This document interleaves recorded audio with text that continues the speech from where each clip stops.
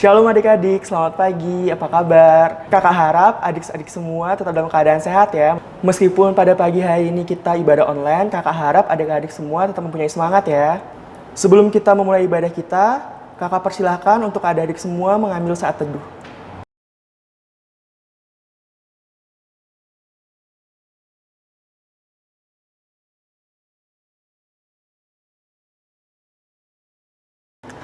Untuk memulai ibadah kita pada pagi hari ini, kakak undang adik-adik untuk bangkit berdiri. Kita akan menyanyikan lagu Besar dan Ajaib.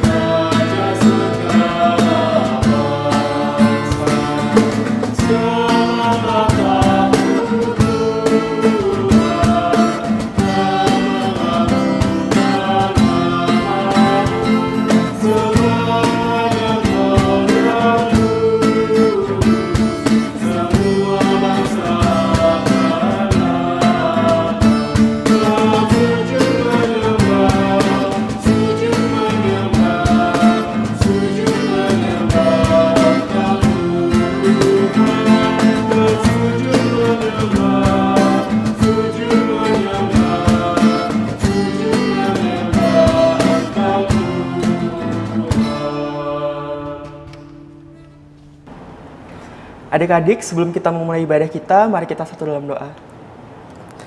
Tuhan Yesus, terima kasih Tuhan, pada pagi hari ini Tuhan, kami dapat berjumpa Tuhan, walaupun dalam ibadah online, kami tetap bersyukur Tuhan, kami masih mempunyai semangat untuk ikut beribadah. Tuhan, berkati ibadah kami Tuhan, dari awal, pertengahan, pada akhirnya. Kiranya ibadah ini Tuhan bisa berjalan sesuai dengan rencana-Mu. Terima kasih Tuhan Yesus, dalam nama Tuhan Yesus, kami sudah berdoa dan mengucap syukur. Amin.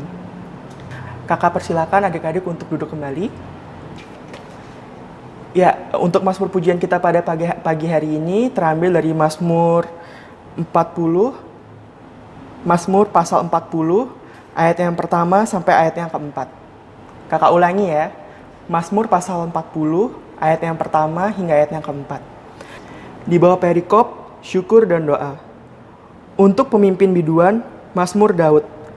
Aku sangat menanti-nantikan Tuhan, lalu Ia menjenguk kepadaku dan mendengar teriakku minta tolong. Ia mengangkat aku dari lubang kebinasaan, dari lumpur rawa. Ia menempatkan kakiku di atas bukit batu, menetapkan langkahku. Aku memberikan nyanyian baru dalam mulutku untuk memuji Allah kita. Banyak orang akan melihatnya dan menjadi takut, lalu percaya kepada Tuhan. Demikianlah Mazmur pujian kita pada pagi hari ini. Terpujilah nama Tuhan. Kakak persilahkan adik-adik untuk duduk kembali. Kita akan mengangkat pujian kita terambil dari Gita Bakti 46, Tuhan Yesus sungguh sayang padaku.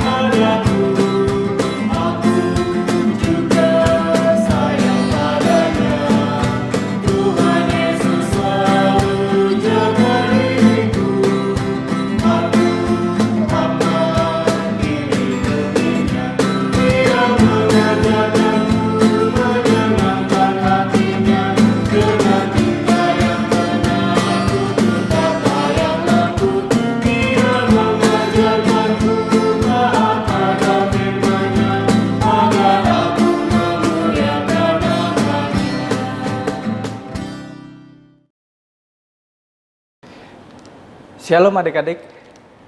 Sekarang kita akan mendengarkan firman Tuhan dan merenungkannya ya, Bu.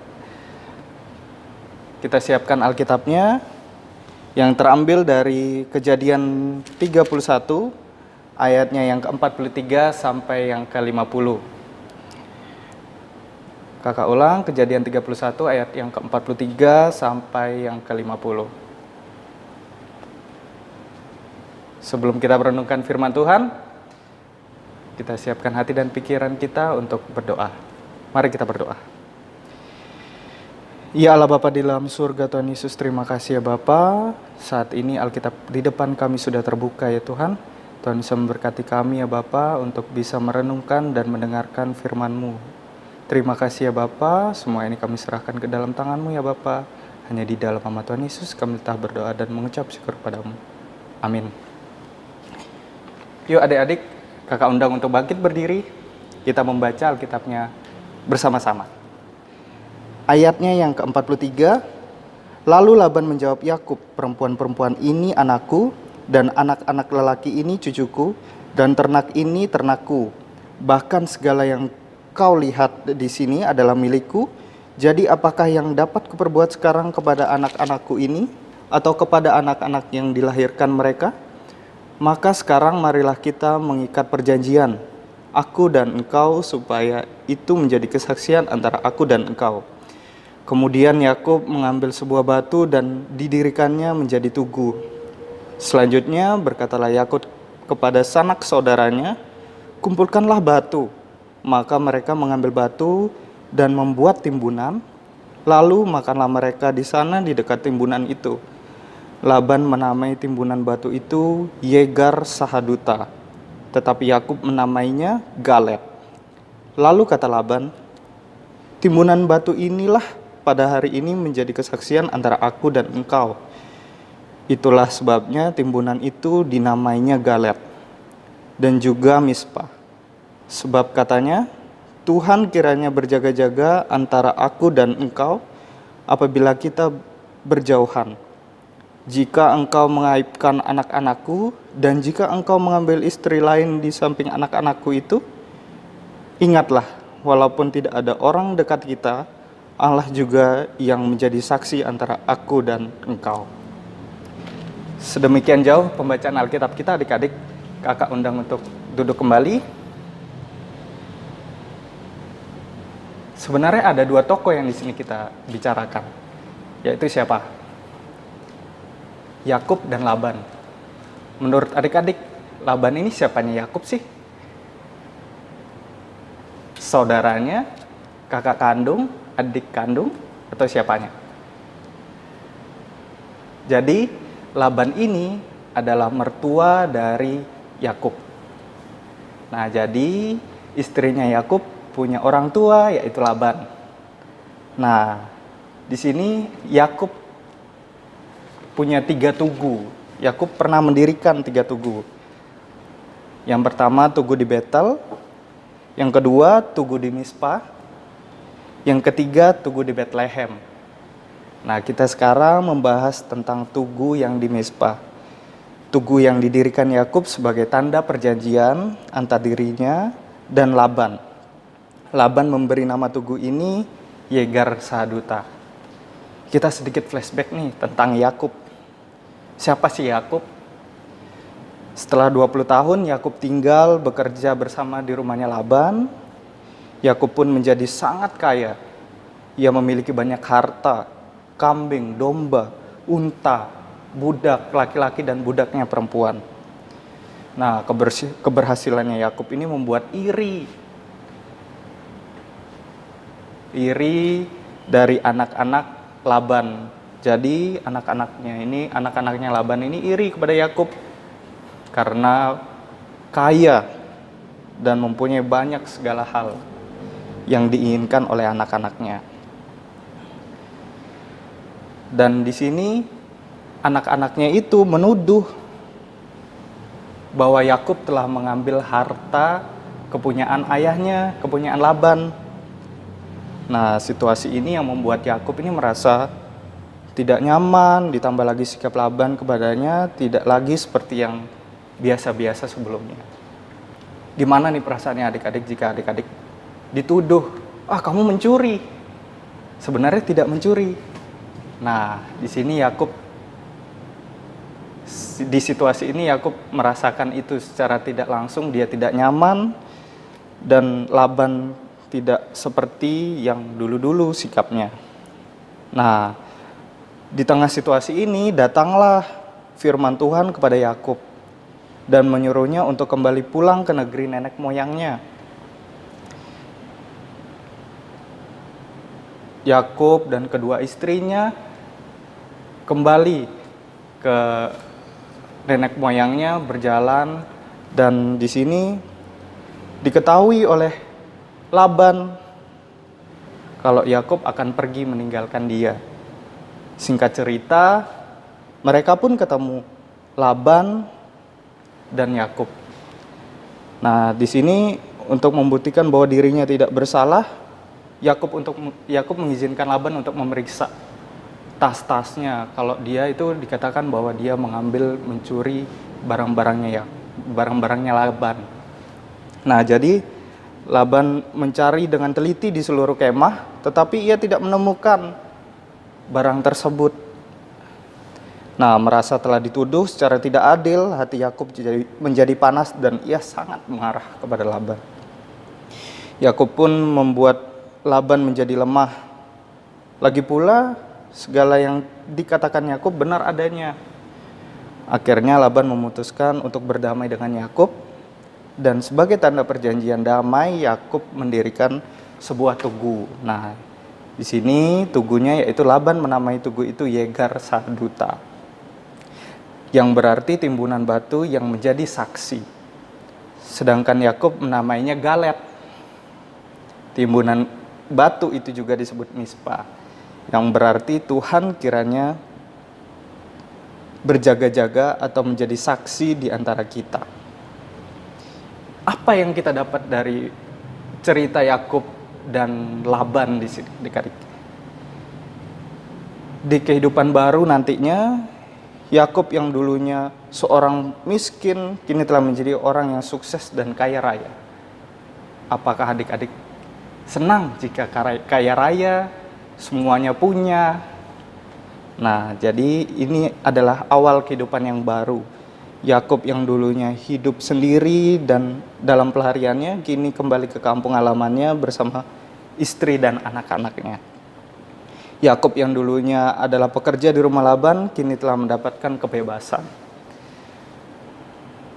Di sini pertolongan Tuhan selama ini terbaik buat Yakub dari rencana jahatnya Laban, yang dia sudah dituduh mencuri oleh anak-anaknya, dan di sini diberi keselamatan oleh Tuhan, pertolongan oleh Tuhan, dia kembali ke asalnya di nenek moyangnya. Allah selalu memperhatikan segala jerih payah dan sengsara umatnya. Dan di sini komitmen untuk kalian mengasihi. Jadi di sini dia membuat sebuah tugu Yakub dan Laban untuk perjanjian antara sanak saudaranya untuk mengasihi saudaranya, orang tuanya, adik, kakak, semua di lingkungannya, maupun di sekolah ataupun di lingkungan ruang lingkup kalian di rumah. Jadi batas tidak berbuat jahat di depan Yegar Saduta, Yakub telah bersumpah bahwa ia tidak akan berbuat jahat terhadap Laban. Pelajaran sangat penting buat kita bahwa Yakub dan Laban ini membuat perjanjian untuk saling mengasihi antara saudara, keluarga, maupun lingkungan kita semua. Tuhan adalah satu-satunya sumber pertolongan dalam hidup kita. Semua apapun yang dilakukan kita, Tuhan tahu. Dengan perbuatan baik kita, saling mengasihi kita, itu Tuhan tahu semuanya. Maupun perbuatan jahat kita, Tuhan tahu semuanya. Ya, penyertaan Tuhan adalah kunci untuk meraih kesuksesan kita. Di sini Yakub mau mengikuti perintah Tuhan, dia selamat dan dia sukses. Apakah adik-adik mau? Ya, saat ini kita belajar dari Yakub, mengasihi, mau mendengarkan firman Tuhan, mau mengikuti Tuhan, perintah Allah, maka adik-adik akan diselamatkan. Amin. Adik-adik, mari kita satu di dalam doa syafaat. Mari kita berdoa. Ya Allah Bapa di dalam surga Tuhan Yesus, terima kasih ya Bapa untuk saat ini kami telah mendengarkan firman-Mu ya Bapa. Tuhan Yesus memberkati Tuhan agar firman-Mu ini menjadi berkat buat kami dan kami akan melakukan firman-Mu ini di kemudian harinya ya Bapa. Kami mau belajar dari Yakub, yaitu bisa mengasihi saudaranya dan bisa mengampuni mertuanya yaitu Laban ya Bapa. Tuhan Yesus memberkati ya Bapa, adik-adik kami yang saat ini ada di rumah. Tuhan Yesus berkati agar menjaga kesehatannya mereka supaya tidak ada kena sakit penyakit ya Bapa. Tuhan Yesus, Tuhan bisa memberkati juga untuk pemerintahan kami ya Bapa, agar pemerintahan kami bisa melakukan kerja yang baik untuk bisa memberikan yang terbaik buat masyarakatnya Bapa. Tuhan Yesus, Tuhan bisa memberkati juga untuk orang-orang yang sakit saat ini ada di rumah sakit. Tuhan bisa memberkati agar mereka menjadi pulih, tidak terkena COVID kembali ya Bapak. Tuhan bisa memberkati ya Bapak, semua ini adalah kami serahkan ke dalam tangan-Mu ya Tuhan. Terima kasih ya Bapak, dan Tuhan bisa memberkati juga ya Bapak untuk orang tua kami yang saat ini bersama dengan kami, agar bisa merawat kami dengan baik ya Bapak. Terima kasih ya Bapak, Tuhan bisa memberkati juga orang-orang yang dalam seminggu ini bertambah umur. Tuhan bisa memberkati ya Bapak agar umurnya menjadi berkat buat keluarga, lingkungan mereka masing-masing ya Bapak. Terima kasih ya Bapak, semuanya ini kami serahkan ke dalam tangan-Mu ya Tuhan, yang telah mengajarkan kami berdoa bersama.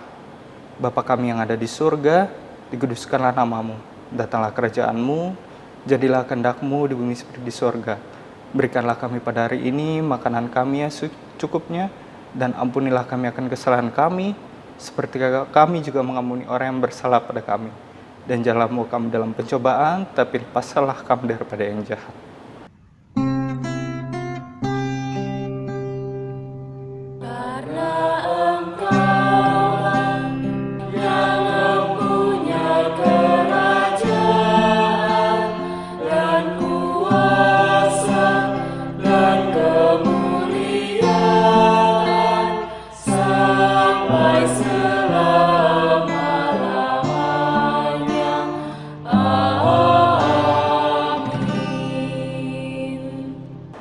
Ya adik-adik, tiba saatnya kita memberikan persembahan. Kakak persilahkan adik-adik untuk mempersiapkan persembahannya. Kita akan menyanyi dari lagu Gita Bakti 39, Bukan Karena Upahmu.